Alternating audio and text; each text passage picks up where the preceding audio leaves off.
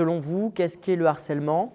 Donnez vos propres mots à vous et puis ensuite on fera un débrief tous ensemble pour voir ce que vous avez mis et essayer de regrouper toutes vos réponses. Elian Potier, 20 ans, est une des figures de lutte contre le harcèlement scolaire. Il était au collège de Vassy ce lundi pour sensibiliser les jeunes à ce fléau.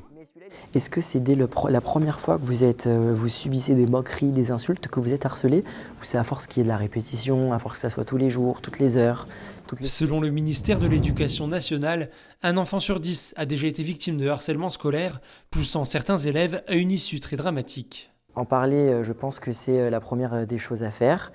C'est très important parce qu'on sait aujourd'hui que beaucoup de jeunes ont peur de dénoncer, de parler de cette situation ou de parler de la situation de leurs camarades. Aujourd'hui, on est dans un objectif de pouvoir former des élèves ambassadeurs de lutte contre le harcèlement pour pouvoir les aider à sortir de cette spirale et pouvoir par la suite les aider et qu'ils sortent du harcèlement. Elian connaît très bien ce sujet. Il a été harcelé par de nombreux camarades de classe en raison de son orientation sexuelle.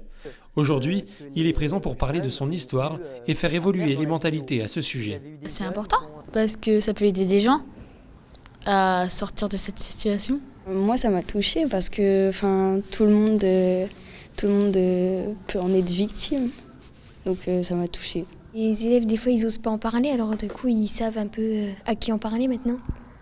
Et les témoins aussi, ils vont peut-être témoigner du coup. Ce jeune homme parcourt la France d'établissement en établissement.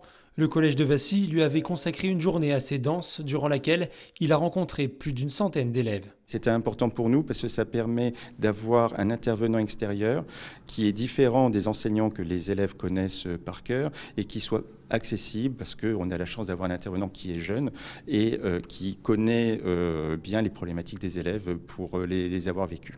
Le combat d'Elian continue, il sera cette semaine dans le Lot-et-Garonne à la rencontre de nouveaux élèves dans l'espoir de faire cesser le harcèlement scolaire.